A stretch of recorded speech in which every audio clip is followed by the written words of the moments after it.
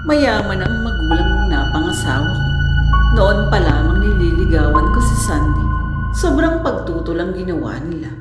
Di siguro mailululan sa isang bayong ang panlalait na ginawa nila sa akin. Pero sa kabila nito, nagawa kong kunin sa kanila si Sandy. Itinanan ko siya. Sa sobrang galit, ipinapulis pa nila ako at kinasuhan pero hindi nagbago ang statement ng nobya ko. Kusa siyang sumama sa akin at hindi ko kinidnap.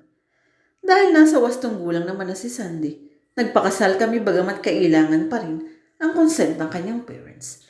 Wala na silang nagawa. Napangasawa ko rin ang kanilang anak. Ordinaryong clerk lang ako sa opisinang pinapasukan ko, kaya maliit lang ang sweldo ko.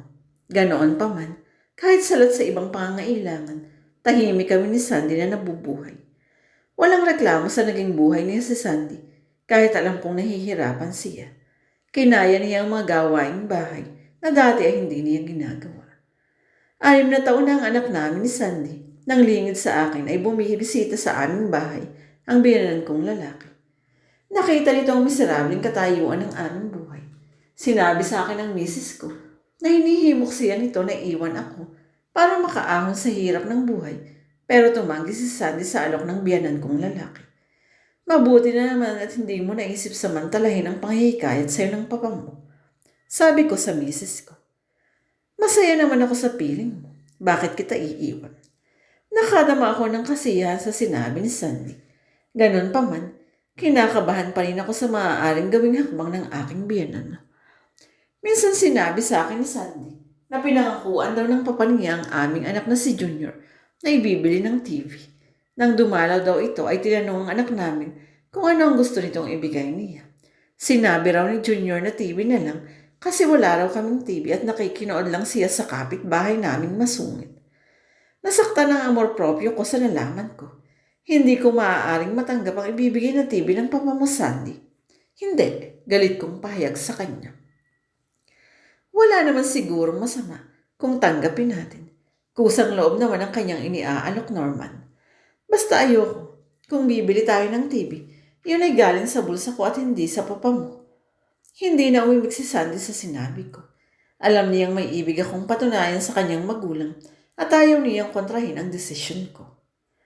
Kinabukasan, uwi ko na ang isang bagong TV sa bahay. Nagulat pa si Sandy nang makita ito. Kumuha ka ng hulugan. Baka hindi mo makaya, Norman, at mapasubo ka. Aniya sa akin. Kakayanin ko, Sandy. Kahit doblehin ko ang aking overtime sa trabaho, ay gagawin ko. Napatunayan ko namang kaya ko. Kaya hindi lang iyon ang gamit na naipundar ko, kundi halos lahat na ng maaaring kasangkapan sa bahay. Siguro naman ay wala nang masasabi ang papa mo. Ngayon, kumpleto na tayo. Hindi ka rin mahihirapan sa paglalaba dahil ibinila kita ng washing machine. Pagmamalaki ko sa aking asawa. Bakit kailangang ilayo mo ang loob mo kay papa? Mula nang mamatay si mama, ay wala naman na siyang sinasabing laban sa iyo, pero galit ka pa rin sa kanya.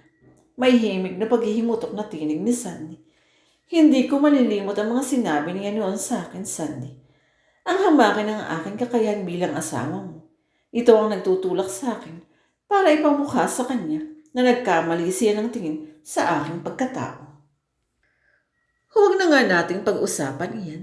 Baka ibulalas mo na namang lahat ang iyong sentimiento kay papa. Dinadalaw pa ba niya kayo ni Junior? Hindi na. Labis kasi siyang naiilang sa'yo kapag pumupunta siya dito. Hindi mo man lang daw siya kinikibo o kinakausap man lang. At least hindi ko naman siya pinagbabawalang pumunta dito.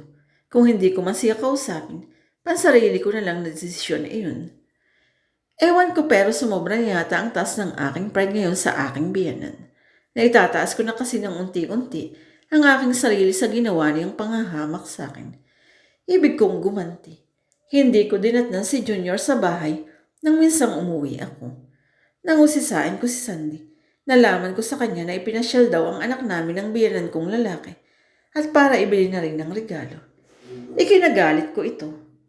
Sinisisi ko si Sandy kung bakit pinayagang isama ng aking biyanan si Junior. Ano naman ang masama doon? Lolo naman niya si Papa at naglalambing lang ang anak mo na ibili siya nito ng laruan. Tugon ni Sandy. Kumukulo ang dugo ko pero nagsawalang kibo muna ako. Hinintay kong makauwi si Junior at inihatid ng aking biyanan. Tinawag ko ang aking anak, sabay hugot ko ng aking sintron. Gusto kong ipakita at ipadinig sa aking biyanan na hindi ko gusto ang ginawa ni Junior na paglalambing sa kanya. Bakit hindi mo sinasabi sa akin na gusto mo pala ng laruan? Gigil na sabi ko sa aking anak. Hindi ko nahihintay na makasagot ang anak ko. Binanatan ko na agad siya ng palo sa pet sa mismong harapan ng aking binihan. Napalingking sa sakit si Junior. Malakas itong napaiyak. Mula ngayon, kung gusto mo ng laruan, sa akin mo sasabihin maliwanag. Kaya kitang ibili ng kahit anong laruan. Magsabi ka lamang sa akin. Sigaw ko. Nasulyapan kong agad lumabas ng aming bahay ang aking biyanang lalaki. Alam kong galit siya sa ginawa ko sa aking anak. Pero bahagi yun ng plano kong panghiya sa kanya at pananakit ng kalooban. Ito naman ang pinagmula ng aming pagtatalo ni Sandy. Naging siya ay nasaktan at hindi nagustuhan ng aking ginawa sa harap ng kanyang magulang. Huwag mo akong questionin sa ginawa ko, Sandy. Galit na sabi ko sa kanya. Ayoko lang na nag-aasal pulubi ang anak mo sa papak. Masyado kang nagiging palalo, Norman. Noong una ay inuunawa kita. Pero parang sumusobra na yata ang ginagawa mo. Sukdo lang masaktan mo ang ating anak. Hindi ko na pinalawig ang aming pag-aaway ni Sandy. Minabuti kong lumabas na lamang ng bahay para magpalamig ako ng aking ulo. Parang sinuswerte naman ako sa aking trabaho. Hindi lamang ako napopromote, tumataas din ang aking sweldo. Bukod sa nakabili na kami ng bahay sa isang subdivision, nakikuha ko pa ang anak ko ng educational plan para sa kanyang kinabukasan. Kinakasihan yata tayo ng swerte. Ani Sandy nang malaman na muli akong nataas ang posisyon sa opisinang aking pinapasukan. Hindi swerte lang iyon, Sandy. May kasamang sipag at tiyaga ang naging puhunan ko para mula sa ibaba ay umakyat ako sa aking kinalalagyan ngayon. Tugon ko. Mula nang hiyain ko ang aking biyanang lalaki ay matagal ko na rin siyang hindi nakita. Pero isang gabi, hindi inasang magkatagpo kami sa isang parking lot kung saan nakaparada ang aking kotse. Norman, tawag niya sa akin. Paglingon ko, nakita kong nakangiti sa akin ang aking biyanan. Nabakas ko sa kanyang anyo ang kaaliwalasan ng kanyang mukha at niwala itong bahid na hinanatid sa akin. Bakit ho? Mahina akong tugon. Hindi siya kumibo. Sa halip ay bigla niya akong niyakap at tinapik-tapik sa likod. Nagulat ako sa kanyang naging gesture na iyon kung saan hindi rin ako nakaiwas. I'm sorry, iyo, sa mga naging pagkutsa ko noon sa'yo. I'm very proud of you now, son. Napatunayan mo sa akin na mali kami ng asawa ko sa panghusga sa'yo. Maligaya kong babaunin ang katotohanan nasa mabuting kamay ang aking anak at apo. Pahayag niya. Ni hindi ako nakaimik, maging nang umalis na siya, ay nanatili ako nga sa aking pagkakatayo. Pag-uwi ko ng bahay, dinatingan kong umiiyak si Sandy. Mugto na ang mga mata nito, kung saan sinyalis lamang na matagal na siyang umiiyak. Bakit? Usisa ako sa kanya. Siguro matutuwa ka na ngayon. Tugon niya sa akin. Anong dapat kong ikatuwa? Wala na ang taong kinagagalitan mo. Aniya sabay hagulhol ng iyak. Patay na si Papa.